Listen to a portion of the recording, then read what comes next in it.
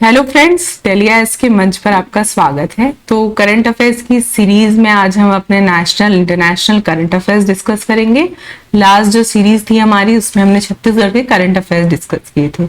तो इस बार एक नया इनिशिएटिव है। इस सीरीज के एंड में आपसे लास्ट जो करंट अफेयर के वीडियो था उससे रिलेटेड एक क्वेश्चन पूछा जाएगा और जो कमेंट बॉक्स में जो भी स्टूडेंट सबसे पहले वो आंसर करेगा उसका नेक्स्ट सीरीज में उस स्टूडेंट का नाम अनाउंस किया जाएगा। तो इस सीरीज में हमारा जो पहला टॉपिक होगा वो होगा Bharat Bhutan rail link project.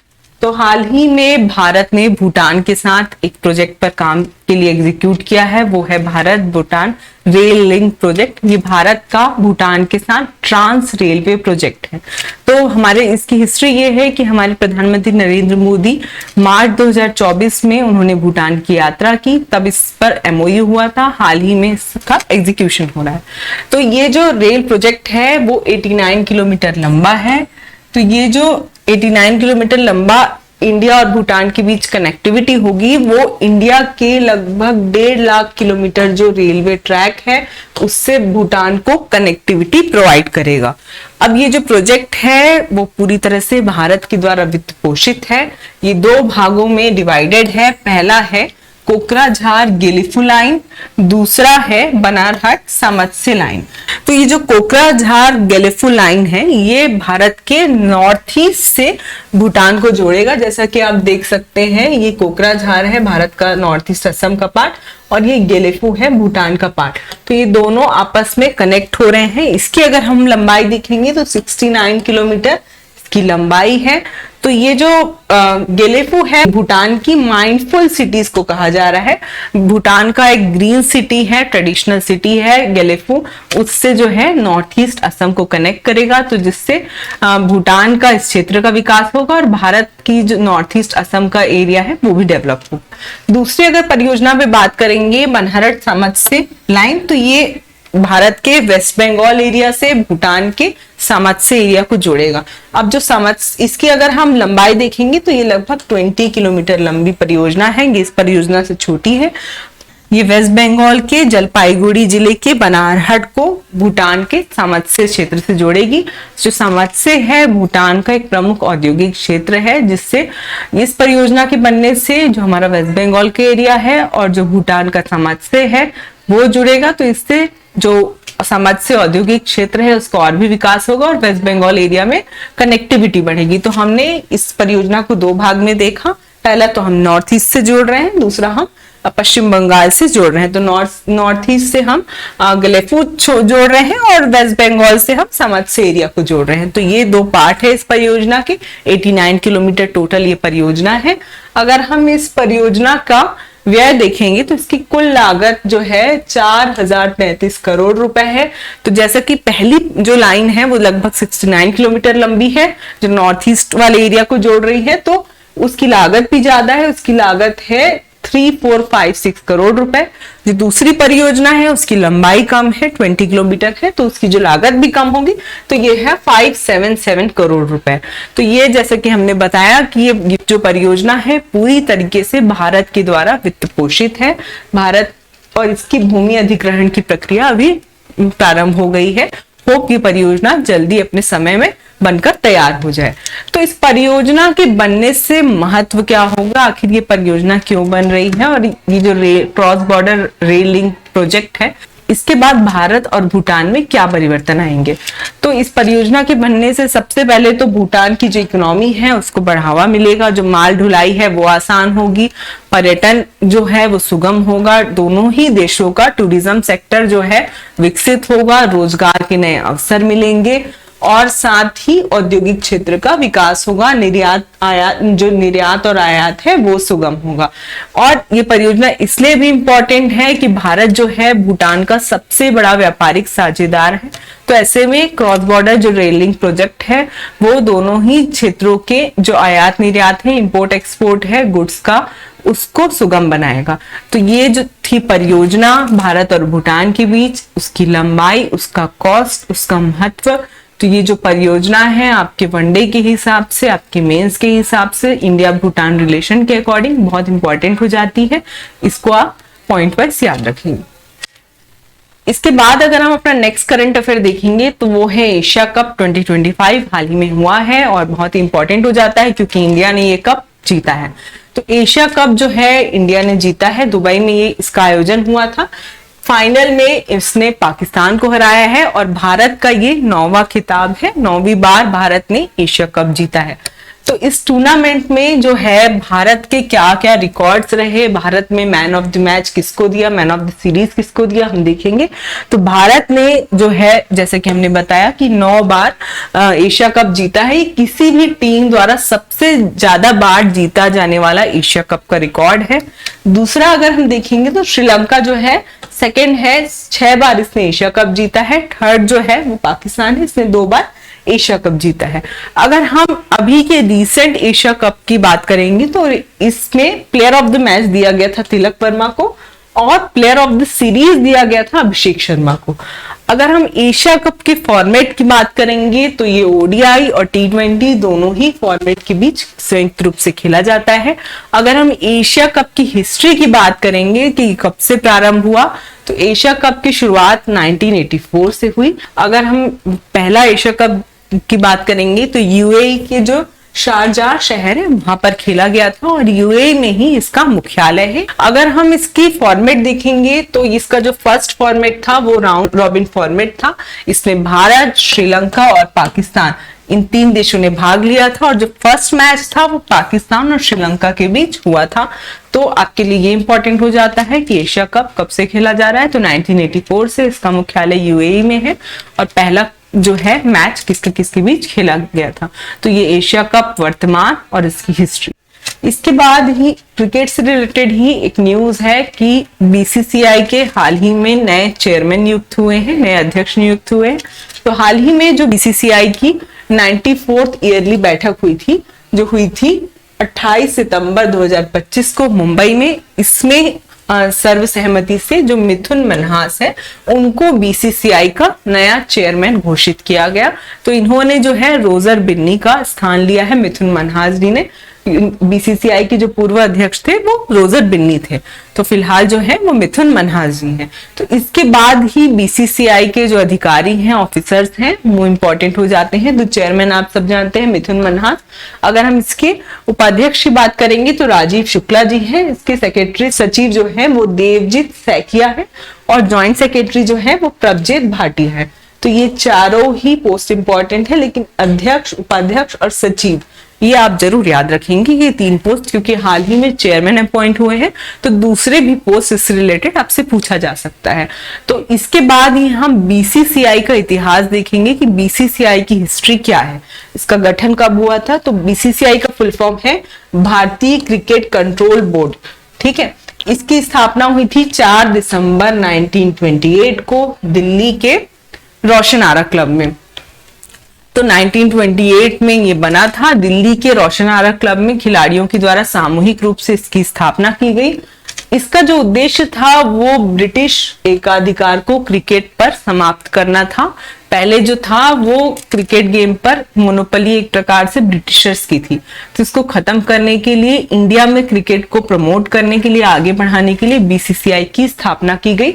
तो ये भारतीय क्रिकेट का संचालन करने वाली संस्था बन गई। ये तमिलनाडु सोसाइटी एक्ट पंजीकरण के तहत रजिस्टर्ड है। और अगर इसके पहले अध्यक्ष देखेंगे, क्योंकि हाल ही में नए अध्यक्ष नियुक्त हुए हैं, तो R.E. ग्रांट ग्रोवन इसके पहले अध्यक्ष थे।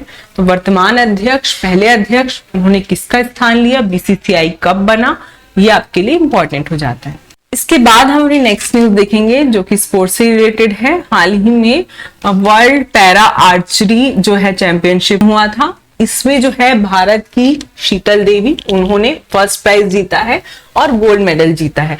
तो शीतल देवी अपने आप में ही एक बहुत फेमस जो है वो पैरा तीरंदाज है। उन्होंने इससे पहले भी बहुत सारे मेडल्स जीते हैं, लेकिन इस बार उन्होंने वर्ल्ड पैरा आर्चरी चैंपियनशिप में गोल्ड मेडल जीता है। तो ये जो है शीतल देवी, इनकी खासियत ये है कि ये बिना बाजुओं के ये तीरंदाजी में माहिर है और ये पैरों का उपयोग करके निशाना लगाती हैं। इनकी ये सबसे बड़ी खासियत है। इस साथ ही शीतल जो है इस बार विश्व चैंपियन बन गई हैं, क्योंकि उन्होंने इस जो प्रतियोगिता है जो हुई थी ग्वांगजू दक्षिण कोरिया में, इसमें उन्होंने वर्ल्ड नंबर 1 ओजनर क्योर गिर्डी इसको हराया है। तो ये तुर्की की खिलाड़ी है, टर्की की ओजनर ग्योर गिर्डी, जिसको उन्होंने हराया है। इसके साथ ही वर्ल्ड नंबर 1 को डिफीट करने के बाद ये नंबर 1 पैरा एथलीट प्लेयर बन गई है। शीतल देवी आप याद रखेंगे।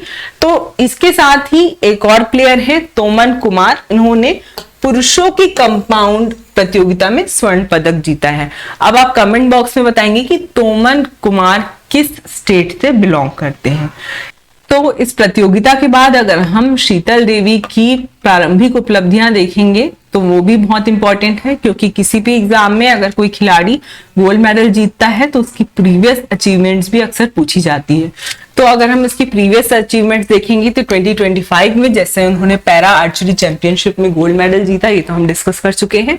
उसके बाद ही 2024 में जो पेरिस ओलंपिक हुए थे, पैरा ओलंपिक हुए थे, उसमें भी उन्होंने मिश्रित जो कंपाउंड टीम है, टीम स्तर पर कांस्य पदक ब्रॉन्ज मेडल जीता था, जिसमें वो सबसे कम उम्र की पैरा एथलीट बनी थी जिन्होंने ब्रॉन्ज मेडल जीता था। थर्ड है 2022 में जो एशियन पैरा खेल्स हुए थे, एशियन पैरा खेल हुए थे, एशियाई पैरा खेल, उसमें उन्होंने 2 स्वर्ण और 1 रजत पदक जीता था। और इसके अलावा अगर हम इनके पुरस्कार की बात करेंगे तो उन्हें अर्जुन पुरस्कार भी प्रदान किया गया है भारत सरकार के द्वारा। तो 2025 का गोल्ड, उसके बाद पेरिस ओलंपिक में ब्रॉन्ज, एशियाई खेलों में 2 स्वर्ण पदक और उसके बाद अर्जुन पुरस्कार। तो ये शीतल देवी की उपलब्धियां हैं, ये आप याद रखेंगे, साथ ही ये कंपटीशन। इसके बाद हम अपने नेक्स्ट करंट अफेयर में आएंगे तो वो कुछ अवार्ड्स हैं जो नेशनल फिल्म अवार्ड्स हैं। हर साल की तरह इस वर्ष भी नेशनल फिल्म अवार्ड्स प्रदान किए गए। अब ये किसे मिले ये इंपॉर्टेंट हो जाता है। तो इस बार जो ये अवार्ड्स है, अगर हम सर्वश्रेष्ठ अभिनेता बेस्ट एक्टर की कैटेगरी में देखेंगे तो 2 लोगों को मिला है, शाहरुख खान और विक्रांत मैसी। शाहरुख खान को उनकी मूवी जवान के लिए और विक्रांत मैसी को उनकी मूवी 12th फेल के लिए, इनको संयुक्त रूप से इन दोनों को बेस्ट एक्टर के लिए अवार्ड मिला है। अगर बेस्ट एक्ट्रेस की बात करेंगे तो रानी मुखर्जी को मिला है मिसेस चैटर्जी वर्सेस नॉर्वे, उनकी मूवी थी उसके लिए। अगर बेस्ट डायरेक्टर की बात करेंगे तो बेस्ट डायरेक्टर सुदीप्तो सेन जी को मिला है द केरला स्टोरी के लिए। और अगर हम इसके बाद मूवीज के लेवल पे आते हैं तो सर्वश्रेष्ठ feature film, best feature film का अवार्ड हम देखेंगे तो ये भी 12th फेल को मिला है। तो आप याद रखेंगे 12th फेल मूवी के लेवल पे 2 अवार्ड मिले हैं। दूसरा, अगर हम सर्वश्रेष्ठ हिंदी फिल्म देखेंगे, बेस्ट हिंदी फिल्म, तो कटहल अ जैक फ्रूट मिस्ट्री, ये इसको मिला है। थर्ड है सर्वश्रेष्ठ लोकप्रिय मनोरंजन फिल्म बेस्ट इंटरटेनमेंट मूवी, तो ये रॉकी और रानी की जो लव स्टोरी है, रॉकी एंड रानी की प्रेम कहानी, इसको मिला है। तो 3 मूवी है 12th फेल फीचर के लिए, बेस्ट हिंदी के लिए जैक फ्रूट, थर्ड के लिए है रॉकी एंड रानी की जो लव स्टोरी है।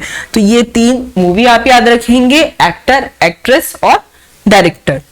इसके बाद अगर हम नेशनल फिल्म अवार्ड्स की हिस्ट्री देखेंगे तो ये जो पुरस्कार है फिल्म के मतलब जो भी इंडियन सिनेमा है उसके क्षेत्र में प्रदान किए जाने वाले सबसे प्राचीन पुरस्कार हैं। 1954 से ये प्रदान किए जा रहे हैं। अगर हम फिल्म के लेवल पे देखेंगे, जैसा कि हमने 3 लेवल देखे, तो 3 स्तर पे ये प्रदान किए जाते हैं, फीचर फिल्म, गैर फीचर फिल्म और सिनेमा पर सर्वश्रेष्ठ लेखन। तो ये 3 इसकी कैटेगरी है। 1954 से ये प्रदान किए जा रहे हैं, सबसे पुराने पुरस्कार हैं। इस वर्ष किसको मिला सबसे ज्यादा, बेस्ट मूवी कौन थी, 3 कैटेगरीज में आप याद रखेंगे। तो हमारा नेक्स्ट करंट अफेयर है वर्ल्ड टूरिज्म डे 2025। तो हर वर्ष की तरह इस वर्ष भी 27 सितंबर को वर्ल्ड टूरिज्म डे मनाया गया। अब ये जो विश्व पर्यटन दिवस है, इसका उद्देश्य है पर्यटन के सामाजिक, सांस्कृतिक और राजनीतिक आर्थिक मूल्यों को उजागर करना, अर्थात जो टूरिज्म है उसकी सोशल और कल्चरल और इकोनॉमिक वैल्यूज को बढ़ाना। तो ये जो टूरिज्म डे है इसकी थीम कई बार पूछी जाती है, तो इस बार ये 27 सितंबर को मनाया गया। अगर 2025 के लिए इसकी थीम देखेंगे तो टूरिज्म एंड सस्टेनेबल ट्रांसफॉर्मेशन इसकी थीम थी। इसका अगर हिंदी में देखेंगे तो पर्यटन और सतत विकास, टूरिज्म एंड सस्टेनेबल ट्रांसफॉर्मेशन इसकी थीम थी। तो ये जो है किसके द्वारा मनाया जाता है, ये संयुक्त राष्ट्र विश्व पर्यटन संगठन, United Nation World Tourism Organization के द्वारा ये जो डे है ये मनाया जाता है। इसकी अगर हम शुरुआत करेंगे तो 1980 में से ये मनाया जा रहा है, ये जो टूरिज्म डे है। और इसका उद्देश्य जो है वो पर्यटन को बढ़ावा देना, पर्यटन से लोगों के रोजगार को बढ़ावा देना, नए रोजगार के अवसर सृजन करना और स्थानीय जो लोकल जो इकोनॉमी है उसको बढ़ावा देना टूरिज्म के थ्रू। तो ये जो दिन है ये लोगों को नई जगहों को खोजने के लिए, दुनिया भर के जो विभिन्न संस्कृति है उसको समझने के लिए प्रेरित करता है। इस डे के थ्रू हम नए नए जो है प्लेसेस ढूंढते हैं और वहां की कल्चर को समझते हैं। तो ये था वर्ल्ड टूरिज्म डे 2025। इसके बाद है विश्व सागौन सम्मेलन 2025। ये समिट इसलिए इंपॉर्टेंट हो जाता है क्योंकि ये समिट इस बार इंडिया में हुआ था। इसका ये 5वां संस्करण है, 2020 से ये समिट प्रारंभ हुआ है। अब ये समिट हुआ 17 से 20 सितंबर के बीच कोच्चि केरला में, इंडिया में हुआ है। भारत में पहली बार इस समिट का आयोजन हुआ है, इसलिए समिट इस बार हमारे लिए इंपॉर्टेंट हो जाता है। अगर हम इस समिट की बात करेंगे तो ये जो समिट है इसका जो विषय था वो वैश्विक सागौन क्षेत्र का सतत विकास, जितने भी वर्ल्ड में सागौन है उनका सस्टेनेबल डेवलपमेंट करना। ये जो समिट है केरल फॉरेस्ट रिसर्च इंस्टीट्यूट और भारत के वन एवं जलवायु मंत्रालय और उसके अलावा international tropical timber organization Japan, इन तीनों के सहयोग से वो आयोजित किया गया। और इस समिट में सामाजिक आर्थिक मुद्दे जैसे जेनेटिक, सिल्वीकल्चर जो वन प्रबंधन से रिलेटेड है, और पर्यावरण और जो सागौन के अंतरराष्ट्रीय व्यापार है, सतत विकास है, उसको कैसे बढ़ावा दिया जाए, इस पर समिट में बात हुई। तो वर्ल्ड सागौन समिट इस बार इंडिया में हुआ, केरला में हुआ 2025 का, ये आप याद रखेंगे। इसका 5वां संस्करण था। इसके बाद अगर हम देखेंगे तो एक और एनवायरनमेंट से रिलेटेड ही न्यूज है। हाल ही में यूनेस्को ने भारत में एक 13वां बायोस्फीयर रिजर्व घोषित किया है जो कि है कोल डिजर्ट। तो भारत में यूनेस्को से जो एफिलेटेड बायोस्फीयर रिजर्व थे वो 12 थे, 13वां जो है यूनेस्को ने घोषित किया है जो है कोल डिजर्ट। तो इसके बाद यूनेस्को के द्वारा जो चिन्हित बायोस्फीयर रिजर्व है उसकी संख्या 26 हो गई। तो ये जो कोल डिजर्ट है भारत का 13वां बायोस्फीयर रिजर्व बना है। ये इसकी घोषणा जो चीन में के हांगझू में जो सम्मेलन हुआ था, विश्व बायोस्फीयर सम्मेलन, उसमें इसकी घोषणा हुई। तो इसके बाद जो कोल डेजर्ट है वो हमारे लिए इंपॉर्टेंट हो जाता है, उसके बारे में जितनी भी जानकारी है वो हमारे एग्जाम के लिए इंपॉर्टेंट हो जाती है। तो कोल डेजर्ट जो है वो कहाँ है, ये हिमाचल प्रदेश के लाहौल स्पीति क्षेत्र में स्थित एक जिला है। अगर हम इसका क्षेत्रफल देखेंगे तो 7,770 वर्ग किलोमीटर इसका टोटल एरिया है। अगर हम इसकी ऊंचाई देखेंगे तो 3300 से 6600 मीटर इसकी हाइट है। और अगर हम इसकी आकृति देखेंगे तो यहाँ पठार, नदियां, हिमालय का क्षेत्र जो है और इसके अलावा झील, वन, ये सब यहाँ पर मिलते हैं। इसके अलावा अगर हम अभ्यारण्य ये सब की बात करेंगे तो यहाँ पर जो मुख्य अभ्यारण्य है वो किब्बर वन्य जीव अभ्यारण्य है, पिन घाटी राष्ट्रीय उद्यान है और चंद्रताल झील है। तो कोल डेजर्ट जो है वो हिमालय का ही पार्ट है, हिमाचल प्रदेश में है, लाहौल स्पीति क्षेत्र में। तो जिस प्रकार हिमालय में सारे स्ट्रक्चर हमें मिलते हैं, नदियां हो, पठार हो, पहाड़ हो, उसी प्रकार इस क्षेत्र में भी मिलते हैं। 2-3 एरिया है जो आप याद रखेंगे, किब्बर वन्यजीव अभ्यारण्य, पिन घाटी नेशनल पार्क और चंद्रताल झील। कोल डेजर्ट का एरिया कई बार पूछ लेता है, कई बार बायोस्फीयर रिजर्व्स का जो एरिया है वो आपको सीक्वेंस में जमाने के लिए पूछ लेता है। तो इस बार आप बायोस्फीयर रिजर्व को बहुत अच्छे से पढ़ेंगे। इसके बाद हम डिस्कस करेंगे MAB Man and Biosphere Reserve Programme. ये जो प्रोग्राम है ये 1971 से यूनेस्को के द्वारा चलाया जा रहा है। इस प्रोग्राम का उद्देश्य है पर्यावरण एवं सतत विकास, मानव और पर्यावरण के संबंधों को संतुलित करना। तो इसी प्रोग्राम MAB की जो बैठक थी उसमें जो है 26वां यूनेस्को का बायोस्फीयर रिजर्व कोल डेजर्ट को चुना गया। ये आप याद रखेंगे कि विश्व स्तर पर 26वां और भारत का 13वां, ये सीक्वेंस आप याद रखेंगे। तो इसके बाद हमारा नेक्स्ट जो करंट अफेयर है वो भारत के नए महान्यायवादी, भारत के नए अटॉर्नी जनरल हैं, जो हमारे वर्तमान न्यायाधीश हैं आर वेंकटरमणी, उन्हें ही दूसरे कार्यकाल के लिए फिर से हमारे नए अटॉर्नी जनरल नियुक्त किया है। तो ये जो अटॉर्नी जनरल है, इसका जो कार्यकाल है, नियुक्ति है, योग्यता है, हमारे लिए इंपॉर्टेंट हो जाता है। तो अटॉर्नी जनरल का जो उल्लेख है भारत के संविधान के जो आर्टिकल 76 है 1 में है, इसका उल्लेख है। अगर हम इसके अपॉइंटमेंट की बात करेंगे तो राष्ट्रपति इन्हें अपॉइंट करते हैं मंत्रिपरिषद की सलाह से।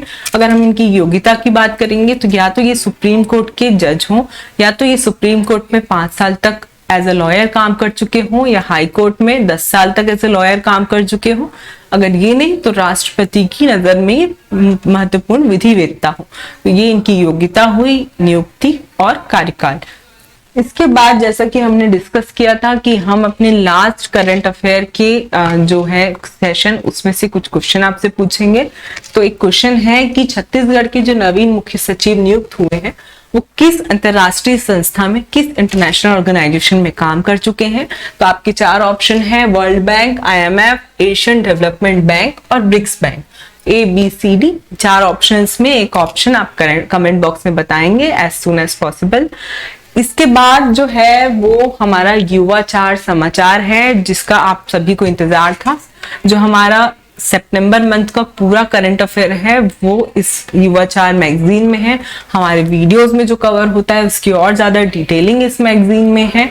और साथ ही जो नवीन आर्थिक सुधार, जो GST 2.0 रिफॉर्म आया है, वो जो सौरभ सर के द्वारा इसमें एक विशेष आर्टिकल है, इकोनॉमिक आर्टिकल है GST के बारे में। तो ये इस बार का जो युवाचार है वो आपके लिए बहुत इंपॉर्टेंट हो जाता है। साथ ही इस युवाचार की अगर हम और विशेषताएं बताएंगे तो हर बार की तरह इस मैगजीन में जो निबंध प्रतियोगिता है, कुछ नए आपको एसेस मिलेंगे, सितंबर के करंट अफेयर्स मिलेंगे, और उत्तराखंड PCS जो प्रीलिम्स हुआ था उसके जो कुछ क्वेश्चंस हैं वो आपको इस युवाचार समाचार में मिलेंगे। तो इस ये जो युवाचार है आपके एग्जाम के लिए बहुत इंपॉर्टेंट हो जाएगा, साथ ही आपके ऐसे प्रिपरेशन के लिए। तो आप इस न्यूज़पेपर को जरूर पढ़ें और साथ ही हमारे नेक्स्ट सेशन का भी वेट करें और देखें। तब तक के लिए thank you, keep learning, keep watching.